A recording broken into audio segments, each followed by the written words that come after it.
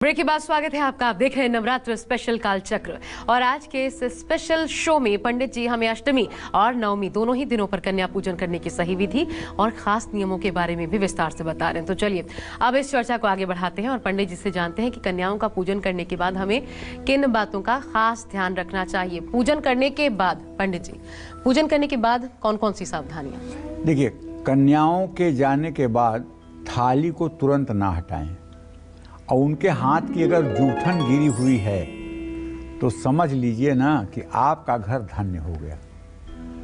ना ही तत्काल उस स्थान की सफाई करें। कन्याओं के घर से जाने के कुछ देर बाद जमीन पर गिरे हुए जो भोग हैं उसे झाड़ू से न उठाएं, उसे एक साफ कपड़ा लेकर के उससे समेटें। एक कपड़े से सब उसको समेटें और उस स्थान की कपड़े से सफाई करें। और कन्याओं को आप जिन बर्तनों में भोजन खिला रहे हैं उनको भी फौरन ना धोएं। नवरात्रि में अगर आपने पत्तल में नहीं भोजन कराया है और थाली में आपने पीतल की थाली में या स्टील की थाली में या चांदी की थाली में भोजन कराया है तो उसको कुछ देर के बाद थाली को धोएं। और कन्याओं को 5 तरह की सामग्री देना बहुत शुभ माना जाता है। इन 5 चीज़ों में आप अपनी क्षमता अनुसार कोई सामान दे सकते हैं। जैसे चांदी की पायल दे सकते हैं, सोने की नथिया दे सकते हैं, लाल चुन्नी दे सकते हैं, उनको फ्रॉक दे सकते हैं, उनको मतलब कि रिबन दे सकते हैं। ये उनको घर से जाते समय सेब और केला दे सकते हैं, कुछ द्रव्य दक्षिणा दे सकते हैं। ये सब चीज़ें उन्हें दे करके घर से विदा करना चाहिए। जय मां विंध्यवासिनी। और कई बार ये दर्शकों ने भी देखा होगा और आभास किया होगा पंडित जी ये कि जो कन्या पूजन कर रहे होते हैं घर में वो तो नहा लेते हैं क्योंकि उन्हें पूजना है, कन्याओं को भोजन कराना है, लेकिन बाकी सदस्य भले वो थोड़ा हेल्प कर रहे होते हैं, नहाए नहीं होते हैं और फिर भी हो सकता है उसमें खड़े होकर ही सम्मिलित हो रहे होते हैं। या सबको नहाना जरूरी होता है या ऐसा किया जाना गलत है? एक बात बताओ, जब आपका घर मंदिर होने जा रहा है कुछ देर के लिए, जब तक वो कन्याएं आपके घर में रहेंगी तब तक आपका घर तो एक पवित्र मंदिर हो जाएगा। और मंदिर में किसी पुजारी को बिना नहाए रहने का अधिकार है, चाहे वो कोई काम करता हो। तो घर के हर व्यक्ति को कन्या पूजन से पहले नहा करके और साफ स्वच्छ वस्त्र धारण कर लेना चाहिए। साफ स्वच्छ वस्त्र धारण कर लेना चाहिए। और रजस्वला स्त्रियों को पूजा स्थान से थोड़ा सा पृथक रहना चाहिए, थोड़ा सा दूर रहना चाहिए। और उन्हें प्रसाद भी नहीं बनाना चाहिए और उन्हें रसोई में भी नहीं जाना चाहिए। अच्छा, बस हम यही कहना चाहते हैं कि शुद्धता का पूरा ध्यान रखना चाहिए। नवरात्र में वैसे भी मनुष्य को मनसा वाचा कर्मणा हर तरह से मतलब कि शुद्धता का भाव रख करके ही जीवन जीने का प्रयास करना चाहिए। जय मां विंध्यवासिनी। तो ये 9 दिन ऐसे होते हैं कि आदर्श जीवन कैसा जिया जाए उस पथ पर भी आपको बढ़ा सकते हैं अगर हर दिन नियमानुसार आप पालन करते हैं तो कन्या पूजन के समय कन्याओं को अपने घर की किस दिशा में भी बिठाना चाहिए? आइए अब ये जान लेते हैं। और पूजन के दौरान खुद किस दिशा में बैठना चाहिए? पंडित जी, कन्या किस दिशा में बैठे एक बार फिर बता दीजिए और खुद किस दिशा में बैठना चाहिए? देखिए, कन्या पूजन के समय कन्याओं का मुख अपने घर की उत्तर या पूरब दिशा में बैठाएं। अगर जगह है पूरब दिशा की ओर मुंह करके बैठने का तो पहले प्रीफर करिए पूरब दिशा की ओर मुंह करके उनको भोजन कराइए, उनको प्रसाद पवाइए। अगर पूरब दिशा में बैठने की व्यवस्था नहीं है तो उत्तर मुंह करके भी बैठा दीजिए, ठीक है। लेकिन अगर उत्तर का भी व्यवस्था नहीं है और जगह छोटी है, 9 कन्याओं को बैठाना है तो आप पूरब की तरफ मुंह करके 5 कन्याओं को बैठा दीजिए, पश्चिम की तरफ मुंह करके 4 कन्या और 1 बटुक भैरव को बैठा दीजिए आमने सामने। बीच में जगह छोड़िए उन्हें प्रसाद परोसने के लिए। तो कन्या पूजन करने वाले व्यक्ति का खुद मुंह पूर्व दिशा की ओर होकर के पूजन करना चाहिए। पश्चिम दिशा की ओर मुंह करके भी पूजन कर सकते हैं। कन्याओं को अर्घ और पाद्य भी पूर्व दिशा की ओर मुंह करके देना चाहिए। ऐसा कोई करता नहीं है, न कोई अर्घ देता है न कोई पाद्य देता है, मैंने बहुत देखा है।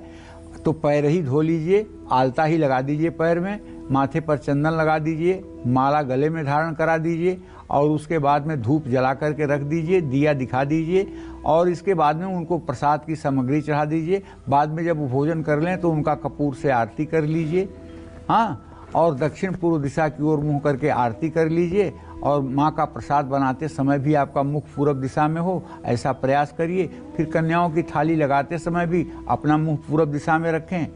कन्याओं को उत्तर पूर्व दिशा की ओर मुंह करके तिलक करें।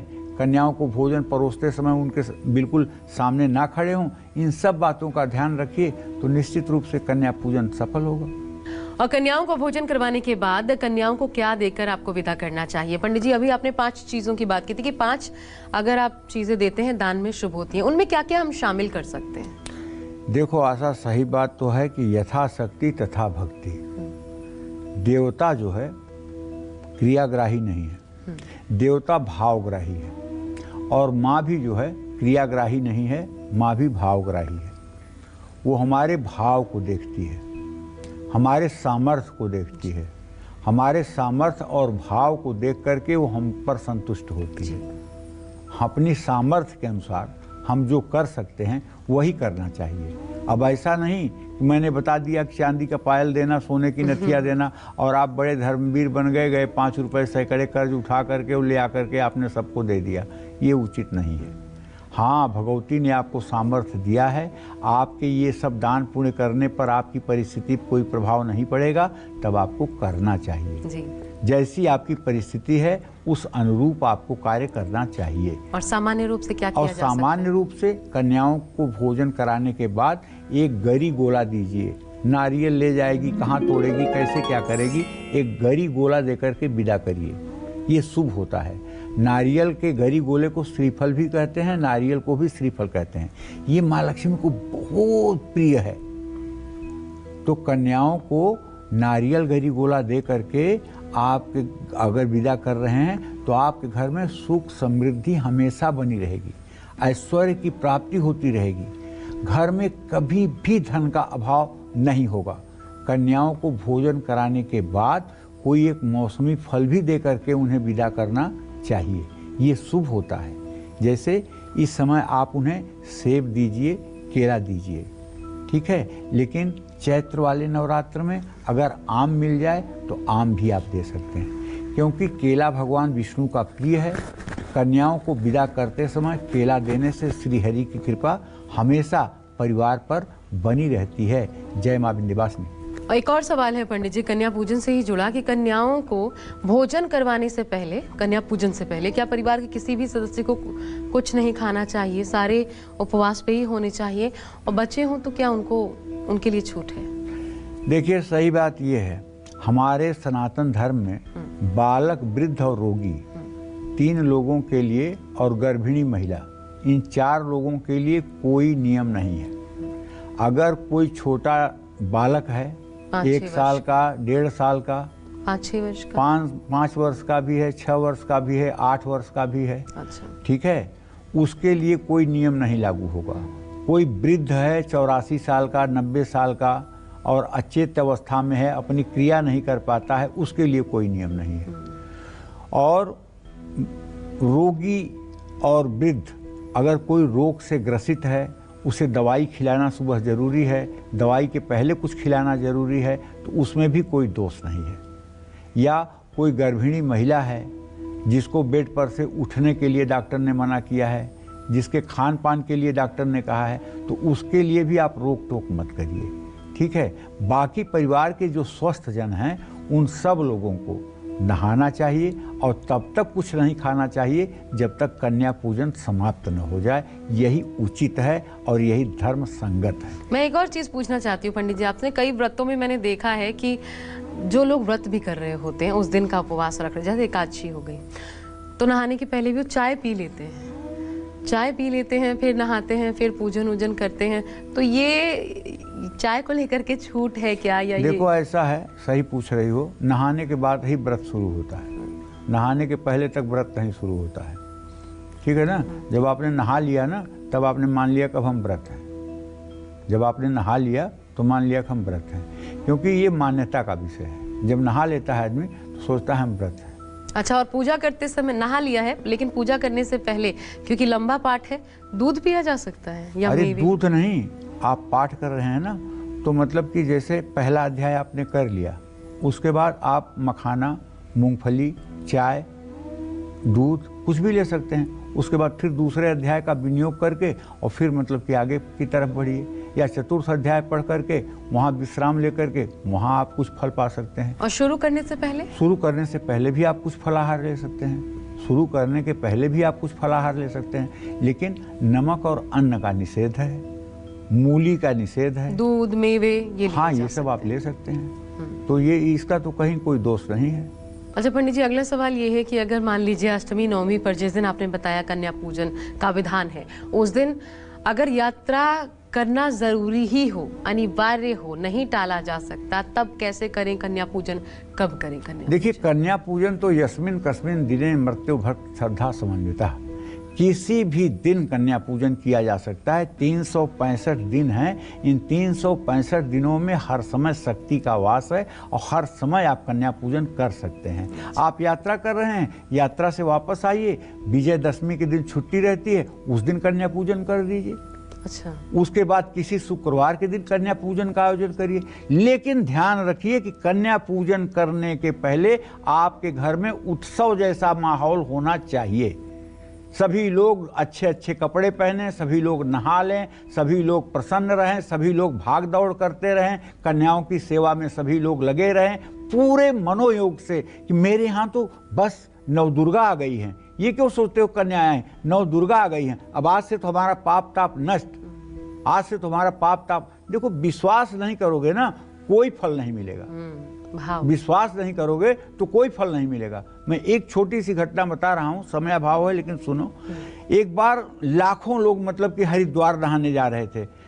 पार्वती ने भोलेनाथ से कहा कि देख रहे हैं ये लाखों लोग जा रहे हैं गंगा स्नान करने। शिव जी हंसकर बोले कि इसमें से 1-2 गंगा नहाएंगे, बाकी सब पानी में ही नहा के चले आएंगे। पार्वती ने कहा ऐसे कैसे हो सकता है, कहें चलो दिखा देते हैं। और शिव जी आए, एक बूढ़ा बन करके एक गड्ढे पे गिर गए और पार्वती जी बूढ़ी बन के वहीं बैठ गई।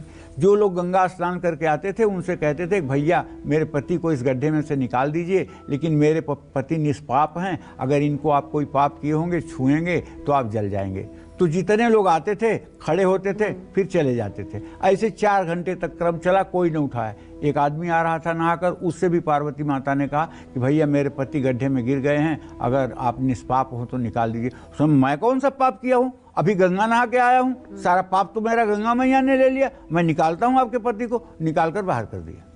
तो कहने का मतलब, कन्या पूजन करते समय आपका विश्वास कैसा है? कन्या पूजन तो सब करते हैं, विश्वास कैसा है? अगर बांझ को विश्वास हो जाए कि कन्या पूजन मैंने कर दिया, अब संतान प्राप्ति होगी।